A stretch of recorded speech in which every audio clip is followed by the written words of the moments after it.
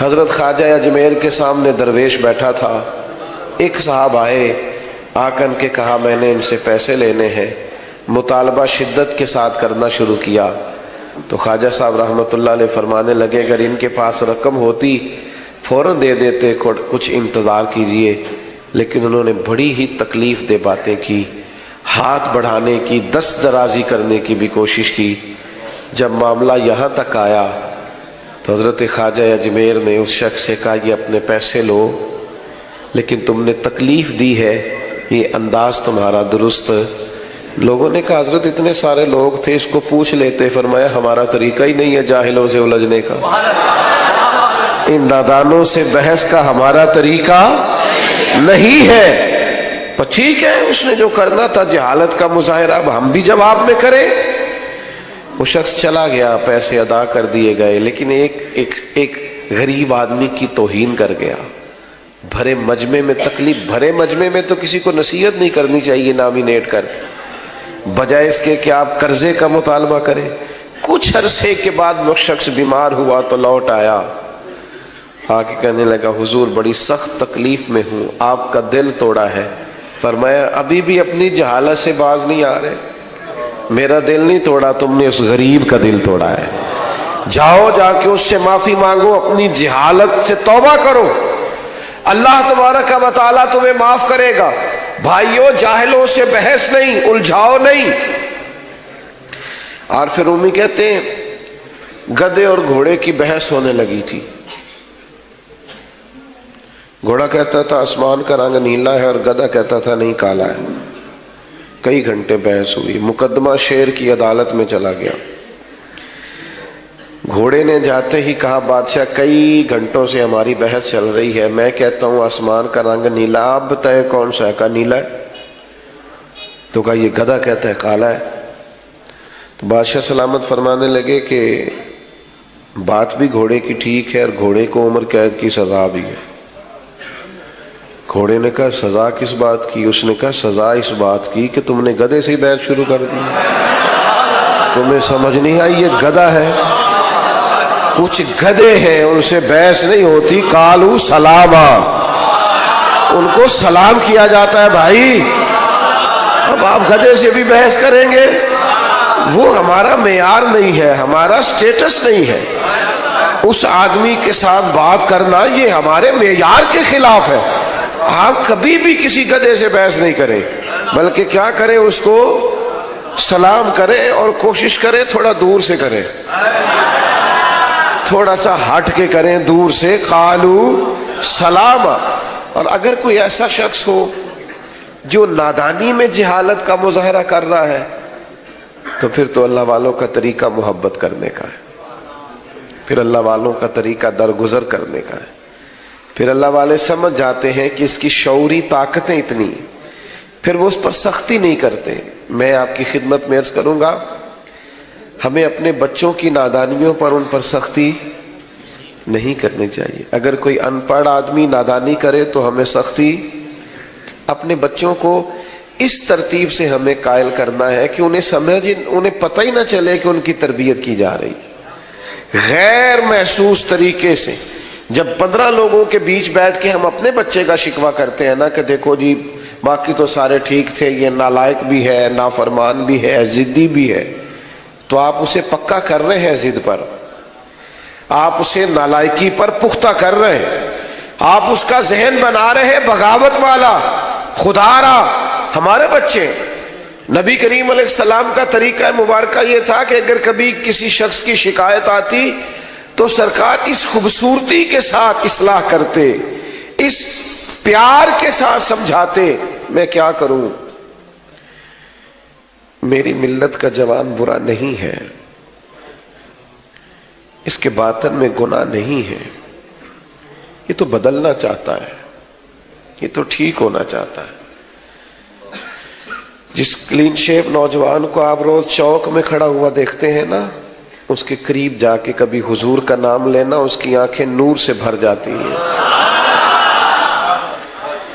یہ کیا سمجھ لیا ہے کہ یہ اگر بظاہر کسی وقتی شرارتوں کا شکار ہے اور دنیا کے کسی جو ہے وہ میلے ٹھیلوں کا شکار ہے تو یہ بالکل دور ہو گیا ہے. آپ ان کے بارے میں جذبات عمدہ رکھیں, ان کو سمجھائیں تو ذرا خوبصورتی سے. اگر کبھی ایک نوجوان آ گیا حضور نبی کریم علیہ السلام کی بارگاہ میں, اس نے آتے ہی کہا یا رسول اللہ صلی اللہ علیہ وسلم مجھے بدکاری کی اجازت دے دیں. سخت جملہ ہے, ناپسندیدہ ہے, بوجھ بننے والی بات ہے.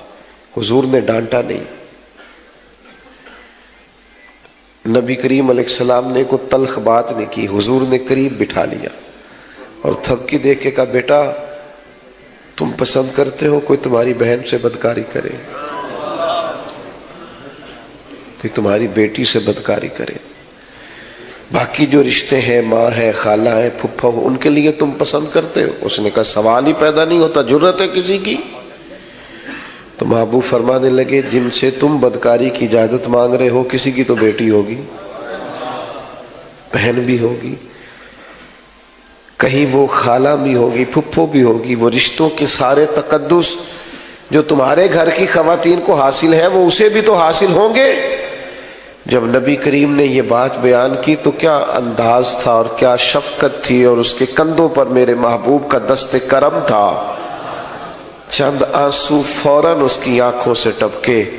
وہ آنسو تھے کہ وہ سیلاب بن کے ہر چیز کو دھو گئے. فوراً عرض کرنے لگا یا رسول اللہ آج کے بعد خیال بھی پیدا نہیں کروں گا, آج کے بعد توجہ نہیں کروں گا. او بھائی کبھی کوئی اپنا نادانی کرنے لگے اس پر شفقت کی جاتی ہے نا, اس کا ہاتھ پکڑا جاتا ہے نا, اسے گمراہی سے بچایا جاتا ہے, اس کے لیے اپنے محبت کے جذبات کو کھولا جاتا ہے. خدا را اگر کوئی اپنا, حضرت ابو ذر غفاری رضی اللہ تعالیٰ عنہ فرماتے کسی معاملے میں میں نے سخت جملہ کہہ دیا تھا سیدنا بلال حبشی کو, تو محبوب نے نام نہیں لیا. حضور نے فرمایا کیا ہو گیا لوگوں کو, ابھی بھی جاہلیت کی باتیں کرتے ہیں. کسی کو اس کی ماں کا نام لے کے کہ تو ابشن کا بیٹا ہے آر دلاتے ہیں. یہ کس نے ذروں کو ملایا اور صحرا کر دیا, یہ کس نے قطروں کو ملایا اور دریا کر دیا, یہ کس کی حکمت نے یتیموں کو کیا در یتیم اور غلاموں کو دنیا بھر کا مولا کر دیا. کس نے جرت کی ہے بلال سے یہ کہنے کی؟ حضرت ابو ذر فرماتے اور تو کوئی نہ سمجھا تو میں تو سمجھ رہا تھا نا. پھر میں اٹھ کے سیدنا بلال کے پاس گیا اور میں نے کہا اٹھاؤ نا اپنے قدم اور رکھو نا میرے سینے پر, اور میں لوگوں کو بتاؤں کہ اللہ تعالیٰ نے اب تمہیں عزت کتنی عطا فرما دی. وہی حضرت ابو ذر غفاری ہیں کہ ایک مقام ایسا آیا بعد میں کہ جس قیمت کا لباس انہوں نے پہنا ہوا تھا اسی قیمت کا ان کے غلام نے بھی پہنا ہوا تھا. یہ جو آج بہت انسانیت کا درس دیتے ہیں نا لوگ, بیچارے رو رو کے غریبوں کی باتیں کرتے ہیں, ان سے کبھی پوچھیں آپ کے اور آپ کے ڈرائیور کے کپڑے ایک قیمت کے ہوتے ہیں؟ نبی کریم علیہ السلام نے تو فرمایا تمہارے غلام تمہارے بھائی ہیں, جیسا خود کھاؤ ویسا انہیں بھی کھلاؤ. یہ ابن ماجہ میں موجود ہے, جیسا خود پہنو انہیں بھی پہناؤ, ان کی طاقت سے زیادہ ان پر بوجھ نہ ڈالو, اور اگر بوجھ ڈالو تو ان کے ساتھ کام میں شریک ہو جاؤ. تو اپنا اگر کبھی کوئی نادانی کرے تو آپ کا سینہ کشادہ ہونا چاہیے, بڑا ہونا چاہیے, وسیع, اور یہ آپ کو ان اولیاء کی درگاہوں سے ملے گا. حضرت خواجہ فخر جہاں دہلوی ایک زمانہ عقیدت مند تھا حضرت علیہ رحمہ کا. اچھا یہ بھی یاد رکھنا 100% لوگوں کا عقیدت مند ہونا ٹھیک نہیں ہوتا, یہ 90-95% ہی ٹھیک ہوتا ہے. ہاں ورنہ نظر لگ جاتی ہے. یہ تھوڑا بہت جو 2-4 لوگ ہوتے ہیں نا یہ بھی بیچارے کسی معاملے میں حکمت کا تقاضا ہوتے ہیں. لیکن میری ایک گزارش رہتی ہے اکثر طلباء سے, یہاں تو چونکہ بزرگ علماء بیٹھے ہیں ان سے تو میں کیا کلام عرض کروں گا, طلباء سے میں اکثر کہتا ہوں یار 100 لوگ جمعہ پڑھنے آئے ہیں تمہارے پیچھے, 2 تمہارے مخالف ہیں, 98 تو محبت والے ہیں نا, پر تم نے ساری تقریر 2 پہ ہی کر دی ہے. اللہ کے بندے تو 2 کو چھوڑ دے, 98 کی بات کر جو تیرے ساتھ پیار کرتے ہیں. آپ کو بس وہی نظر آ رہا ہے, جو آپ کا مخالف ہے، آپ کو وہ کیوں نظر نہیں آ رہا جو آپ پر جان دیتا ہے؟ آپ کو سمجھنا چاہیے، لیکن ہمارے ہاں شعوری مسئلہ کچھ ایسا ہے، بھول جائیں اپنوں کی نادانیوں، ذہن میں وسعت پیدا کریں۔ حضرت